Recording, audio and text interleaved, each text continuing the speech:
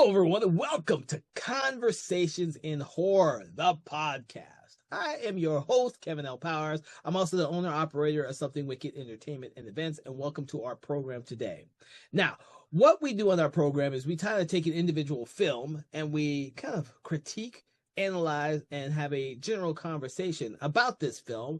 It's usually myself, as always, and of course, I bring in a special guest. Now, you're lucky because this month that that you're listening to this podcast happens to be our very special and experimental month that we're calling our franchise month. So just to give you a little bit of background on that, what we try and do is we kind of take all the individual films within a franchise, and then we give each one of them their own special care and love, their own individual episode, so that you, as a listener, can either decide to listen to each episode based on each movie, or you can just pick the ones that you like. We're hoping that you listen to them all, because we all know here as Conversations in Horror that sometimes the sequels are not nearly as good as the originals, and then there are some franchises where they get into the fourth and fifth film and you just don't really care about them, or you've never seen them or heard about them. So with that, I'm going to tell you the franchise that we are talking about today, if you didn't already get the memo when you looked at the episode title, is the Cloverfield franchise. And with this one, we're actually talking about the original film Cloverfield. So it's going to be very interesting, because we all know that this film kind of came out when found footage films were really, really popular. But thankfully, the sequels never stuck with that. So to talk about Cloverfield with me today, I brought on one of my special guests. His name is Philip Ray. I want to thank you, Philip, for joining us back for the Cloverfield franchise, because me and him are discussing these films, and it's been quite fun. Thank you for having me. All right, so we all know. I'm assuming this is one of those films where the first film in a franchise where each film is sequel is not so connected, but this is the film that pretty much mostly the audiences here has actually seen, because it was before found footage films became passe. This was at the very beginning of the trend, and so a lot of people had seen this film. So I kind of want to know, how'd you see this film first, and what was your impressions? Did you see it at the theater? Did you see it on video? Kind of tell me how you came into the Cloverfield world with this film.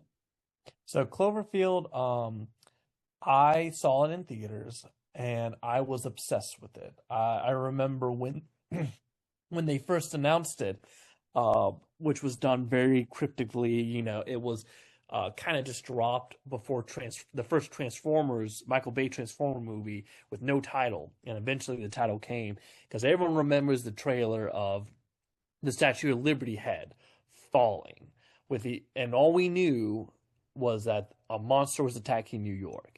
And this movie, I will already say, I loved it. This is one of my favorite movies of all time. The thing I think why I like this movie so much is because the marketing is what really sold this movie. Because I was one of those, they kept a lot of things quiet. I mean, they never showed the monster in any of the trailers, which is unheard of nowadays, because now you see a movie and they're like, oh, here's the monster. And this movie, they never showed it. Again, you only saw was just the Statue of Liberty head getting like knocked to the ground and stuff, and the characters seeing it, and that's all you knew. And so there was so much speculation about what the monster looked like, and I was all in on it. I was following it, trying to figure out what the monster looked like. I remember there was speculation of what this was potentially might be a Godzilla movie. I do remember that, actually. Yeah, people thought it was a Godzilla movie. People thought it was going to be a Voltron movie at one point. Like, there was so much speculation of what this movie was going to be, what the monster looks like. Like, I remember people thought like the monster was hidden in the poster itself. There was this cloud that people are like, oh, that if you look at it like this, it looks like a monster, or oh, if you looked back there in the city, you could see the monster there, or people are like, oh, it's this giant whale creature. Like, for the listeners and stuff, you can look this stuff up and you can find all of these like concept arts that people made where they thought this is what the monster's going to look like. This is what the monster's going to look like. None of them were accurate. There was they again to give the listeners a backstory of what this was back in 2008. They actually made MySpace accounts for all of the characters. I believe it's MySpace. I want to make sure I'm saying that right. Was this back then with MySpace? Oh my God! So you might be right about that. Oh, yeah, it was. Yeah, it was MySpace. So they made MySpace accounts for all the characters and stuff. So like people were scanning the MySpace stuff to get like context about the movie.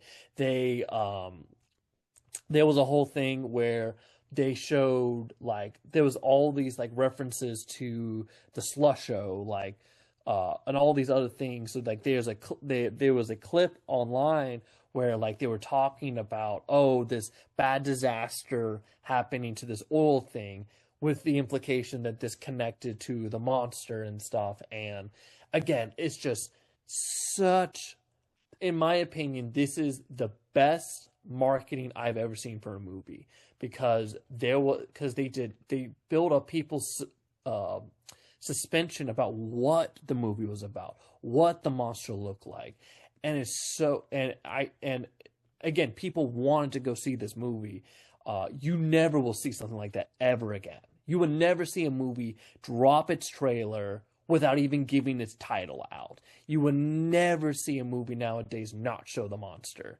This was a blink moment that is just so fascinating to me, that I think the marketing alone was what made this movie more memorable than the movie itself could be.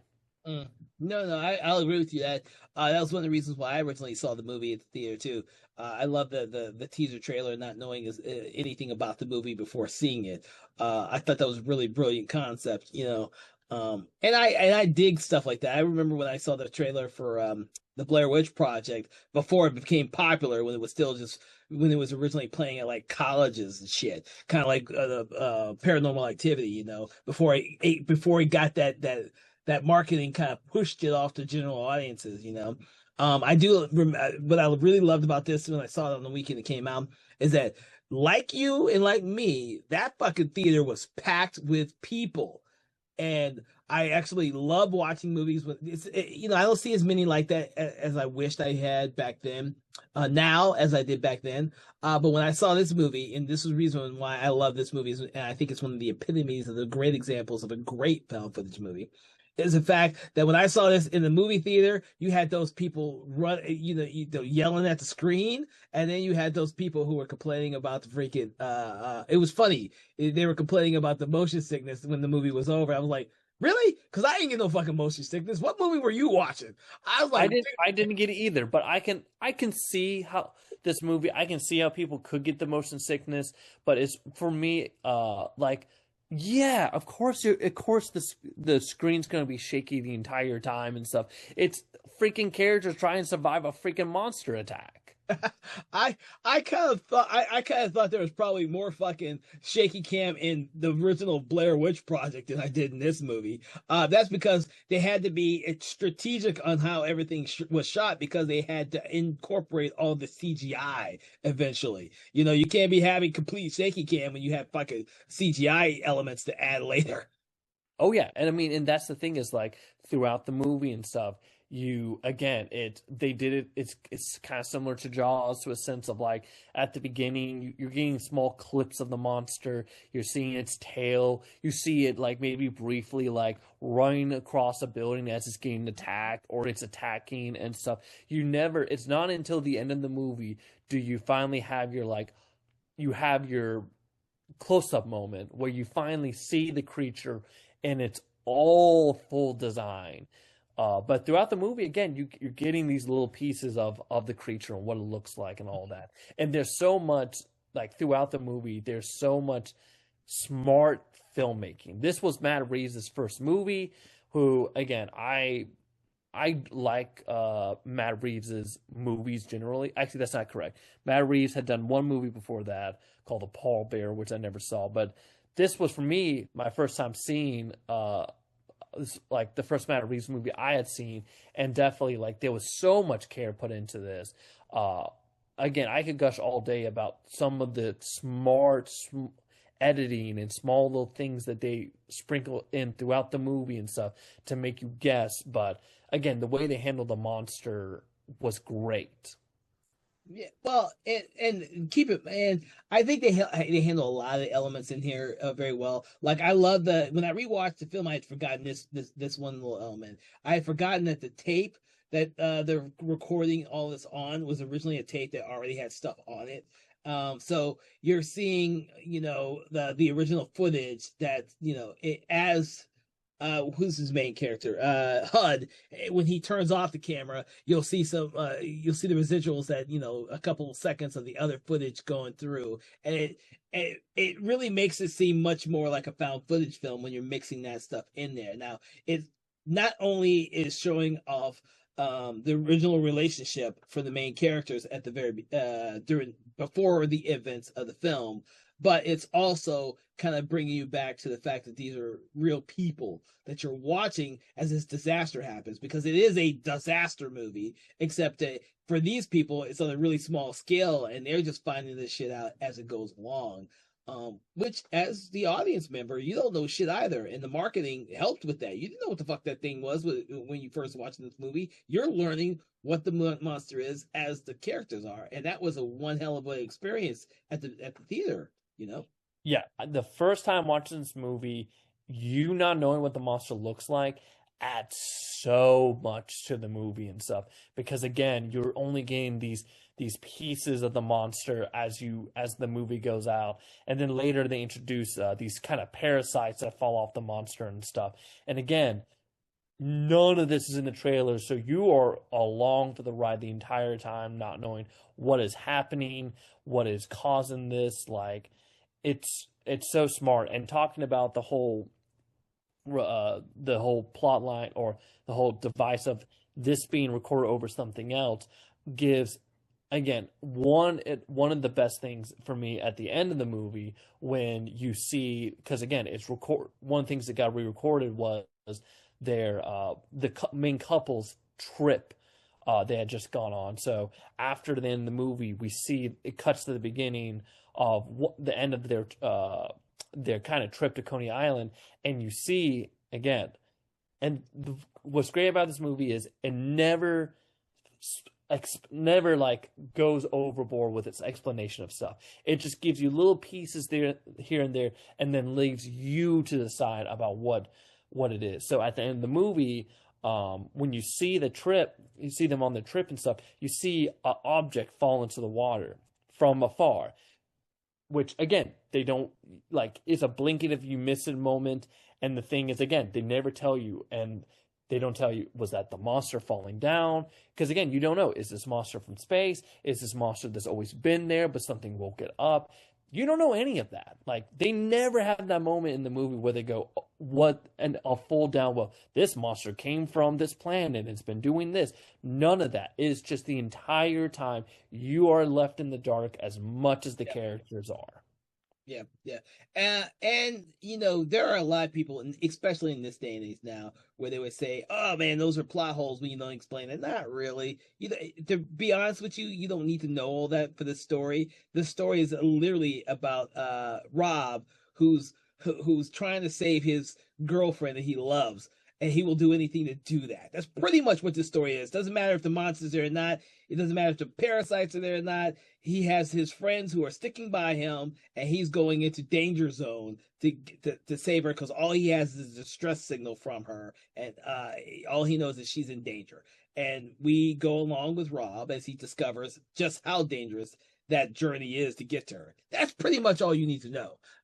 We do know about the other characters. HUD, who mostly has the camera, who I didn't realize until I rewatched it, was a young TJ Miller. I was like, oh, this was TJ Miller. It's funny because this was TJ Miller's breakout role. Was it really? Yeah, he was not in. This was his first movie, which I did not know until like doing research about this. Like he had been in a TV show, a couple TV shows before then, but this is his breakout role. This is his first movie. Yeah, and Lizzie Kaplan, who was also fucking forgot she was in this movie too when I was watching it. See, I'm a huge fan of Lizzie Kaplan because of her show Party Down, which I fucking think is a brilliant show that no one watched but me and probably a handful of other people. So I've always been a fan of Lizzie Kaplan. And of course, some of the other the actors in here show up in other stuff like Mike Vogel and But the ideal behind the film is just these friends trying to celebrate Rob's journey to go off to, I forget, where is he supposed to be going? He's going on somewhere. Europe? So he's going to Japan. Oh, he's going to Japan. He's going somewhere in Japan for work, but of course, it's his party before he leaves. Unfortunately, all this shit happens on the night that he's supposed to be leaving. And the film generally takes place within a not even 12-hour period, really. It's a very short amount of time. Because once the monster shows up and starts wreaking havoc on the city, most people are fleeing except for the military who are trying to combat this monster, and of course Rob, who's trying to save his girlfriend Beth, who happens to be trapped in her apartment, and that's pretty much all he knows. And he'll do anything to get to her. I mean, in theory, it's a very simple plot, but the way the plot unfolds and the way that we watch these characters and the relationship that these characters have with one another is what keeps us going through this film. Oh yeah, no, it's you definitely are they the most like interesting characters? Not really. But none of them, but again, it's going on this journey with them. And again, it's just everything related to just the way the story unfolds, the way that some of the characters start to die and stuff in ways that, again, it's just unintentional. Again, it's a disaster movie. And again, it's the way it's just handled is handled very well because you're strapped in with these characters as you're going on, as they're exploring New York, trying to again find help, as they're trying to find Beth. And then once they find Beth, trying to get out and stuff, and it's just again, it's done very well, very tense and stuff, as you don't know what's going to happen. No, so you bring up you bring up tense, and one of the biggest tense moments is when they're in the subway, and they're at first they're waiting out the chaos that's going on, because they think that the subway is a safe place for the time being before they decide that the subway will actually get them closer to where Beth's apartment lies. So they decide to go through the tunnels. And because they have to use the camera's light, it makes for a very tense scene, especially when they start to hear things in the tunnel, and then HUD turns on the night vision glasses and sees the parasites. That's a very important scene because not only do we get to see the parasites, probably the best sequence for those creatures, but also it shows how much each of the other characters are going to help each other out. For the first time, you see Marlena. I was about to say Lizzie Kaplan. You see Marlena's character, who's played by Lizzie Kaplan, help HUD out, who gets attacked by one of the little parasites, and unfortunately, she gets stabbed or bitten. Or I can't remember exactly what it was. She gets bitten. Okay, so she actually gets bitten by one of the creatures. But that whole sequence of them running away from these multiple parasites who have made their way into the subway system is a very tense moment, to the fact that they're running through this tunnel, and then of course they find their way into I guess it's a like a office that's off of the subway system. They get in just barely. These parasites trying to get through the door before they decide what to do next. Which again, like, and then Marlene ends up dying from that, which is a very gruesome scene. Again, done really well done because again, you don't know what's going on. She immediately gets taken, and then from there, she ends up basically exploding. Which again, they never fully state what's going on. You can only deduce she died from the bite from the parasite and stuff, which is hinted earlier in the movie a little bit. both the parasites and the bites effect. Because later on, earlier in the movie, there's a moment like the characters are looking at a news report and they see these creatures fall off the monster and stuff. Which again, we get the payoff with the subway scene, and then also with the bite and stuff. Before that, they come across a couple of soldiers who look like they've been exploded and stuff, and they make a comment of like, "Oh, it's another bite victim," which again, we get the payoff with Marlene when she gets bit, and we see her basically explode from the inside. Mm-hmm. But the way it's done too, the first time, there were people who watched it that I remember they thought the military like killed her. They thought the military somehow caused her to die, and it's like no, they actually were trying to help her. It's not until you think more about it and you watch again, you realize, oh, she got killed. She died because of the bite, not because the military killed her. But there were people I saw it with the first time, thought the military killed her. Interesting. I never thought that, but that's interesting. Because in this film, unlike some other films I've seen, the military actually looks like they're trying to help. They're directing people to safety, or what they think is safety. And of course, after that sequence in the tunnel, they come across a triage space that they've made into the subway for people who have been victims or been hurt during this whole disaster. Which I thought, that's probably, I didn't think about it until I rewatched that this is more or less a homemade triage at a fucking subway, because it's supposedly underground and safer than being anywhere else, while monsters rampaging above your heads. Of course, they have to all get out of there as soon as they can. And because of Rob's insistence to go find Beth, they luckily have a soldier who leads them to the right way of getting out and probably reaching her, when it's against everything that every other military person is telling them. So the military isn't really bad. They're just trying to keep everyone safe and lead them to safety, or what they think will be safe, because no one knows what the fuck's going on, because it's a giant monster and a bunch of little monsters. Yep. So, what is your thoughts on Clover, the monster design? So the very first time I saw the movie, I didn't really care for the design because I never got a good enough sense of what it looked like. Now, that being said, I've seen this movie maybe 10 to 15 times now, and I actually almost got the action figure that they built for it, that they did for it. And unfortunately for me, I should have got it when it was relatively cheap, because I was just looking it up before the show, and it now goes for about $1,200 to the $2,000, which is astronomically crazy to me, when I could have gotten it for like 150 when it originally came out. I should have gotten it then. After seeing the movie for so many times, I really liked the monster, and this was before the U.S. decided to do a remount of the Godzilla, which is, I love kaiju movies, so I'm a huge old school Godzilla fan. But when this movie came out, we didn't have a Pacific Rim. We didn't have the Godzilla monsters. This was the closest that we were going to get to a fucking giant monster movie. Because no one was doing that. No one thought that was a viable fucking thing to do. Now we get them all the time. We get giant monster movies all the time. But this design for Clover is still one of my favorites out of all the monsters, except for some of the ones in Pacific Rim, which I really, really love. So it's funny with that. So the reason this movie even got made is exactly what you said before. So J.J. Abrams said he conceived the idea of this movie while being in Japan, and he was looking at Godzilla toys, and he was like, man, we really need an American monster. Like, King Kong kind of counts, but also it doesn't really count. Like, we need an American kaiju. And that's where the idea of this movie came from. And I'm like, that's great. And again, it's funny because they even make some small references to Godzilla and King Kong in this movie at points.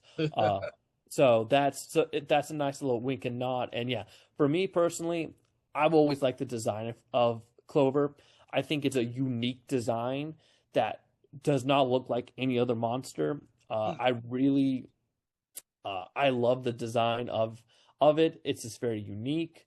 I also love the concept behind the monster, because unlike a lot of monsters, the idea with this monster is that it's a baby. it is not a full grown monster. It is a baby that basically is awakens and is basically going on a rampage because it doesn't know what it's scared. It's freaking out because there's all these things happening and it's overwhelmed. The filmmakers talked about how their inspiration for the monster was a horse. They were like, when a horse is scared, its pupils have widened them because they're freaked out and they don't know what they're doing. And that was the inspiration. One of the inspirations for this monster was the monster has white in its eyes because it's a baby that is just trying to find its mom, and it's freaking out because it doesn't know. It's curious. So the moment in the movie where it kills Hud, it's not killing it because it's being malicious. It's not being like evil about it. It is just, I don't know what this thing is. I'm gonna take a bite out of it because, again, that's what I mean. Anyone who's had a dog before knows that, like, that's what a puppy does. It bites everything because it's like, what is this thing? And so that's what the Clover monster does, is that it doesn't know what's going on, so it's biting things or it's freaking out because it's being attacked and doesn't know what's going on.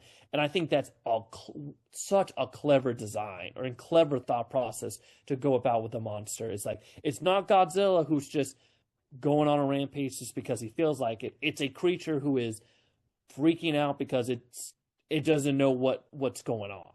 Yeah, I've kind of I remember reading about this Clover being a newborn monster, and you can kind of see that in some of the movements as it's moving through buildings or tumbling through buildings. It's like literally like it has it's yeah, it would be like a horse who's trying to get its sea legs and it hasn't gotten it just yet. So it's tumbling and fumbling everywhere. And of course, you have all these military people shooting it with freaking tanks and everything else that you see, which is quite funny to see the tank when it shows up. But yeah, I can see that definitely. And then also the parasites. I love the parasite designs too. Yeah, That was a smart idea again. Adding the parasites. So again, even when the characters are not in the open area, you still can have that sense of tenseness with it for your characters and stuff. I think it works because you're trying to hold off showing the main monster for so long that having the parasites in that tunnel of the subway scene adds a whole lot, and it allows you to forget that there's a bigger monster at play here when you're watching all these little monsters. It reminds me of the face huggers in Aliens franchise, where you have a bunch of fucking face huggers coming at you. That's what these parasites are. They're trying to get to you and bite you and kill you and do whatever the hell else they're going to do to you because they're parasites. That's yeah. I mean, I really yeah. I and it's a smart idea too. Of I mean, it's not like there's animals all the time that have like gnats or whatever that like will kind of like latch itself on it. So the idea of having a creature having a creature having a bunch of parasites on it, it's not far fetched at all. yeah, but it's also a newer concept because you ain't never seen that shit in a Godzilla movie. I think it's a very clever and different concept that the main monster has these parasites that just fall off of it. Yeah, and the thing too with and then talking about at the time no one's doing kaiju movies, but now we have Pacific Rim, now we have our American Godzilla. I truly believe Cloverfield is the reason we got that, because how successful it was allowed American companies to go, oh, we can do a monster movie and people will go out to see it, because they had after the Godzilla in the 1990s, they were like, I think a lot of companies were like, oh well, I don't think American audiences want a monster kaiju movie, and then Cloverfield happened. I think that re-sparked the interest from companies going, oh, American audiences would want to see a kaiju movie if it's done well. Yeah, I'll agree with you on that one, because to be honest with you, I don't think there's I'm hard pressed to believe that there has ever been a really successful kaiju movie before this one, other than Godzilla King of the Monsters, which was the Americanized version of Gojira. I don't even know if the Godzilla 1985 was all that successful.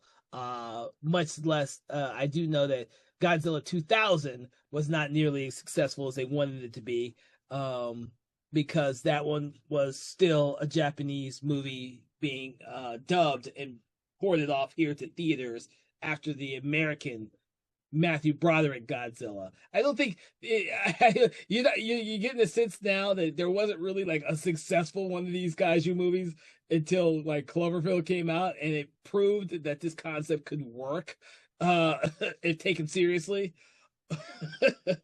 Yep, it's just again, you just needed again, you just needed good writing and stuff, Yeah. and that's again, and they did it, and then this movie did it very well and stuff, and it sparked the interest of people doing it. So yeah, no, I'm very thankful because I'm also a big Godzilla fan too, and so I was very thankful with this movie, the fact that it was able to re-spark the interest of doing kaiju movies again in America, since they definitely at the time people were too afraid to do that. All right. Yeah. Yeah. Now, Go ahead. uh, going a little speculation about the movie and stuff. Okay. What do you think is the origin of Clover? Do you think it came from space? We're taking Cloverfield paradox out of the equation I for can't take now. it out of there because I've seen the movie already. Since I've already seen all three movies, and I recently rewatched. I mean, so everyone listening, so for your franchise month, since we watched all three and we did episodes on all three, those are all really readily available in our mind's eye. So I can't not place the Cloverfield paradox within this framework. Now, I can say that when this movie originally came out, without thinking about 10 Cloverfield Lane or Cloverfield Paradox, I kind of saw this as a kaiju movie mixed in with a little bit of H.P. Lovecraft. So this is some fucking one of H.P. Lovecraft's monsters from the netherworld that has come or found its way here in the U.S., and it's a newborn, and it's just wrecking havoc everywhere, with its little parasite demonic type little creatures as well. That's kind of how I pictured it originally. And you can still picture it like that. You can't dismiss the Cloverfield paradox. All it does is say, oh, well, this experiment went horribly wrong, and we may have mixed in multiple different dimensions or worlds, frames of reality, or even hell. So there could be a monster world out there that's kind of mixed in with this one. Or, think of it like The Mist, Frank Darabont's version of Stephen King's The Mist. Somebody fucked up somewhere. We have these giant fucking monsters here. That would be the coolest concept if it was like that. Because I really love The Mist, and we've talked about The Mist in a previous podcast. So you guys listening out there, you can always go check that out. But that idea that there is an alternate world that somehow just mixes with ours and allowed this creature to come here, is always, fundamentally how I see the Clover monster and the parasite.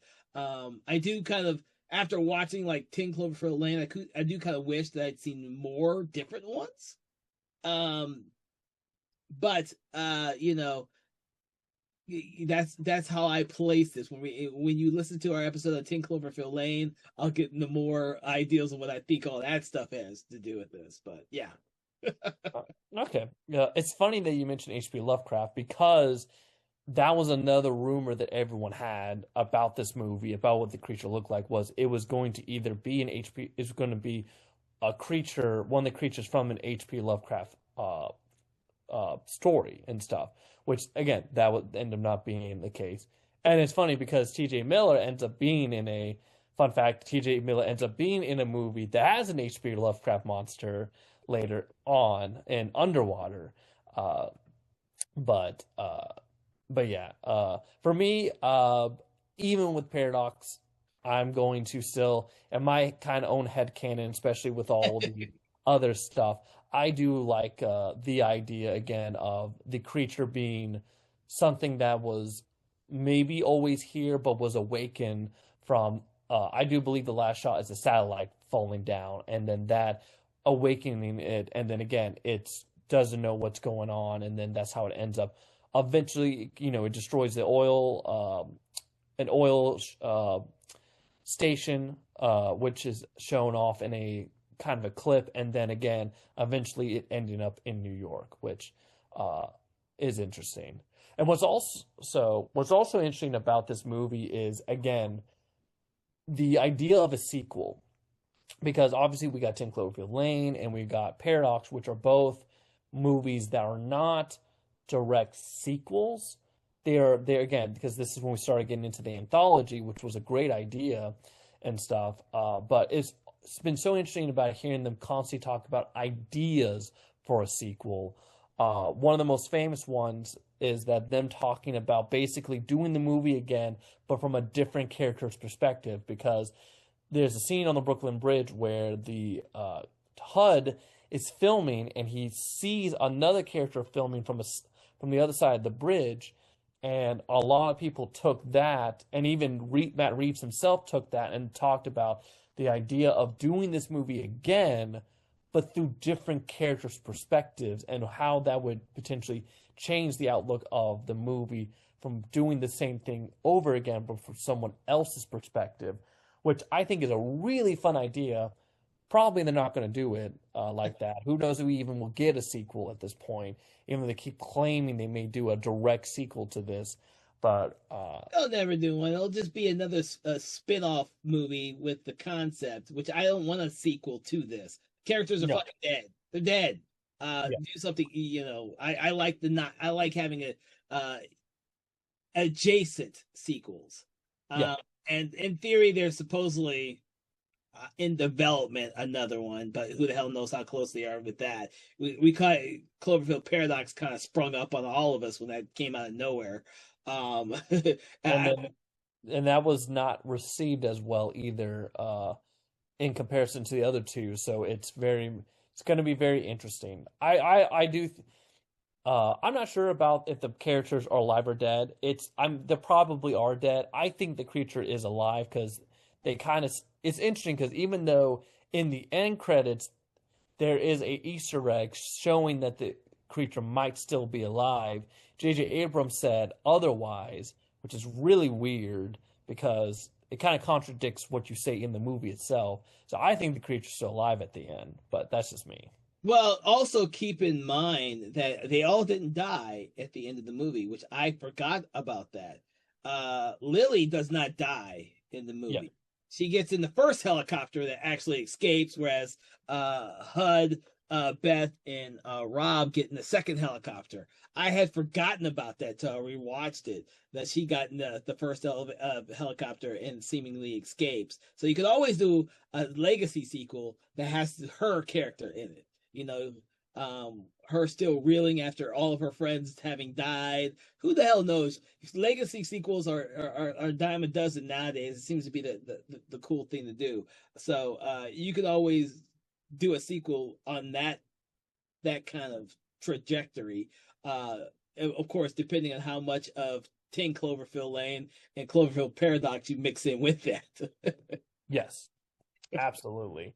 Um, so yeah, I mean, I'm very much, but I'm okay with them not exploring stuff anymore. Especially at this point, it's like I, the only thing I would be, I, because I definitely think if they cover it, I feel like especially now, found footage is back to not being popular anymore. So I don't think they would do a found footage monster movie again. So it's like it would be, which honestly, I think that's half of the thing, the charm about this movie is that it's found footage.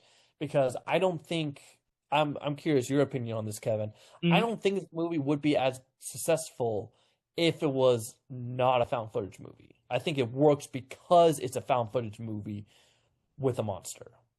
I'm up in the air about that one, to be honest with you, because it was a found footage film before found footage films had really become have run their course, is why it's really successful. It jumped. I don't want to say it jumped on the bandwagon because there wasn't a bandwagon to really jump off of after Blair Witch Project. Blair Witch Project was like this one and done, and people didn't jump on the bandwagon to continue that trend. Found footage films kind of hit their heyday a little bit after that. But this film was always one that that kind of was still in general audience's mind. Because once they started getting to everything like The Gallows and Devil's Due and all the other ones, it's just we got to make a found footage about the devil. We got to have to make a found footage about exorcism. We got to make it. I mean, people were like, it was a gimmick at that point. The gimmick about this one is like it's a giant monster movie. No one would ever think a found footage film would ever be a fucking giant monster movie. And so when they did a sequel, 10 Cloverfield Lane, we weren't getting a found footage film. We were getting something completely different. And I guarantee you that there are more people who love the second one than they did the first one because they got caught in the first one. Like they didn't know they were going to watch a film with a lot of shaky cam in it. When it was just like a cool concept. They were all taken in by the trailers. They were all taken in they were all taken in by the aesthetics of that first movie, but they weren't going to fall for it again. And then we had 10 Cloverfield Lane. I don't think we can do a found footage Cloverfield again. I think you could do a remake, and it'd be interesting, like you said, to do like it from a perspective of a different character. I think that would be a cool concept to do it. I think that time has passed because people are now used to seeing the monster. You can't hide it. It'd be cool to do, but you couldn't hide it, so I don't know how you attempt that. But yeah, it's interesting because with found footage too, because like there's always been like found footage like happening and stuff, but like it's funny because after Blair Witch, Cloverfield actually is really the next big found footage movie, mainstream found footage movie at the time until like it's funny because the timeline thinks Cloverfield comes out and then the next year we get District 9, which is another found footage like movie that again hit the mainstream, and then also that same year we got Paranormal Activity, which then really started us back into the found footage stuff. So it was interesting that Cloverfield was, even though technically Paranormal Activity was filmed, it wasn't released until 2009, but like yeah, everyone kind of forgets that period, like 2008, 2009, was really began the renaissance again of found footage. Because I remember, like, during that time, because how successful Cloverfield was doing and Paranormal Activity and District 9, I remember them talking about the next Friday the 13th movie was going to be a found footage, which never happened. Yeah, there was. I would love to see. I would love to see Friday 13th found footage, but yes. And well, the thing is, Paranormal Activity, unfortunately, as mixed reception with the sequels as they are, because they were putting out one of those every year for what, 6 years? I have lost track of how many there are. For like 6 years, it became an aesthetic that people just got tired of after a while.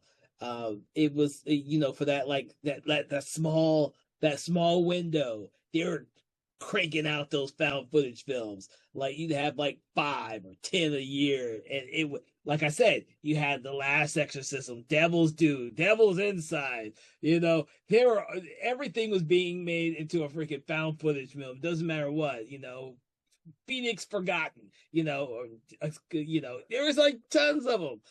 Whether it was a sci-fi film like Chronicle or a horror film, or even I think it's the one that's the party one. I think it's Project X. I could be wrong. Yes, Project X. Yes. Yeah, because I hadn't seen that one yet. Everyone was trying to figure out, how to use found footage in the best way. Every genre was made. There was a found footage film. Doesn't matter what they were being made all the time, and then they quickly died, and people stopped going to go see them. They still proliferated on straight to video, straight to streaming. But at the theatrical, people just stopped watching it. Yep. And then we had a brief moment where found footage might come back in a different way, which is the computer monitor stuff that made the movie Host and Unfriended and the other one popular. The one I can't even think of the other one. I wish I could. I know what you're talking about. Is it Searching? I think Searching. It was Searching. That type of using different aesthetics to do another type of found footage thing, but doing it in a different way. that didn't. We just didn't have a really, really hugely popular one like Paranormal Activity to keep that trend going. Even though some of those were successful. So Yeah, so I think with Cloverfield and stuff, a sequel, maybe if Matt Reeves and J.J. Abrams are both attached, maybe it could be good. But honestly, at this point, I am fully okay with not having a legacy sequel, and at this point, just again, leaving Cloverfield where it is, and that's fine with me. uh, I can see that. Is that you're going to be your final thoughts for the film? Yeah, no, again, going to final thoughts is again, Cloverfield, I think it's a kind of a genie in a bottle, in my opinion, of just again, I think uh this was just done so smart. A lot of this was J.J. Abrams' hand, even though this is a Matt Reeves movie, like some fun facts like where J.J. Abrams had a hand in things. So originally they were not going to have HUD, the scene with HUD and the monster. It wasn't until J.J. Abrams came in and was like, "Hey, I think we need to have a move. We think we need to have a moment where you are actually seeing the monster fully."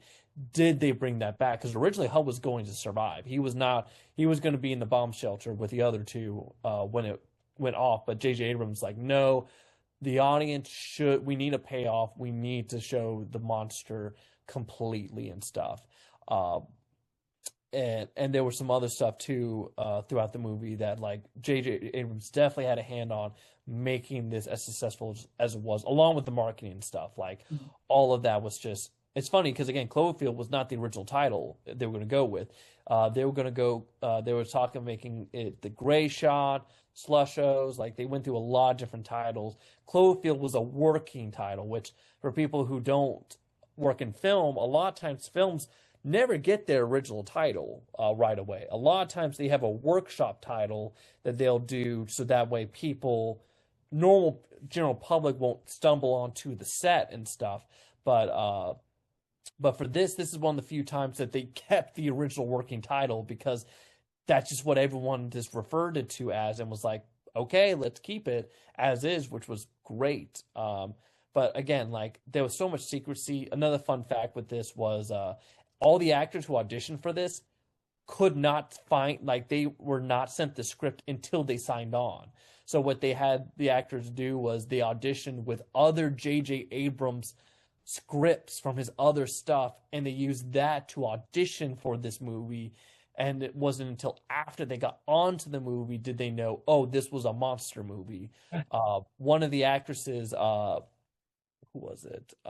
Actually thought this was a romantic movie, like a romantic movie when she first signed on to it until she saw the script. Lizzie. So Lizzie Chaplin thought it was a romantic movie. It wasn't until she got the script she was like, "Oh, this is a monster movie." So again, like there was just so much care put into this movie that I think what helped elevate this to something that's a genie in a bottle that I just don't think you can recreate. But that being said, I could gush about this movie all day about the marketing and stuff. But yeah, this is definitely if if you don't get motion sickness, I think this movie is worth it to see if you haven't seen it. It's definitely a movie that has a lot of rewatch. You can rewatch it a lot because there's a lot of things you may not pick up the first time. And again, I think it's just, and if you are someone who didn't know about all the viral marketing, definitely watch it. Definitely because there's a lot of care that was put into the marketing with this movie that if you didn't know about that, if you watched that, you will appreciate the movie a lot more. Hey, I just want one of the Clover monster figures, dude. But I'm not shelling out no $2,000 for it. I tell you. Oh shit! All right. Well, I want to thank you, Philip, for joining me on this conversation about Cloverfield. For everyone else out there listening, what we like to do is we like to go through and kind of rate the movie based on a 1 to 5 scale. 1 being poor, 5 being amazingly excellent, and all that jazz. Where on the spectrum, Philip, do you put Cloverfield? It, I really kind of want to say a 10 out of 10. We're doing 1 out of 5. Oh, 1 out of 5. Uh, I'm gonna say no. I'm gonna say a 5. I'm gonna go. Okay, I'm I gonna don't go with a say 5. you should just say a 5, dude. Yeah, We all know. it's a 5. I do understand. Again, some of the main cast, none of them are going to be like. Again, I remember HUD the most because well, A is T.J. Miller, and also again because he's the one who's holding the camera. Uh, but again, like are the characters that memorable like themselves? No. But again, this is a monster movie, and you're coming here to watch the monster, and they deliver on that wholeheartedly. And again, like from my following of like when this movie came out, and again, I will always go back to it all the time and stuff. It's a 10. It's a 5 out of 5 for me. See, I kind of disagree with you.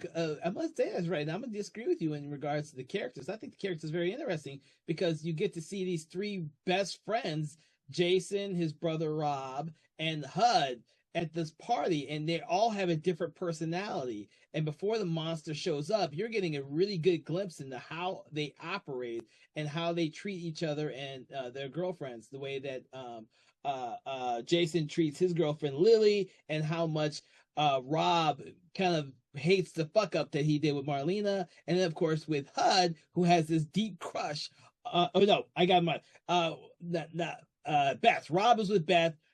HUD's with Marlene. Wants to be with Marlena. Like he's like been pining over this girl for so long, and she just doesn't have a clue.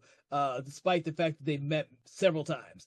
I think that first part of this movie does a really good job kind of crafting these characters, which then pay off when they all decide to help Rob out to go get Beth, who is a friend of theirs, instead of go to safety. Like they could have gone to safety, but they all have a reason to stay with Rob, and I think they did a good job with it. But that being said, I am actually not going to give it as bigger. I'm not going to give it a 5 like Philip. I'm going to give it a 4.5.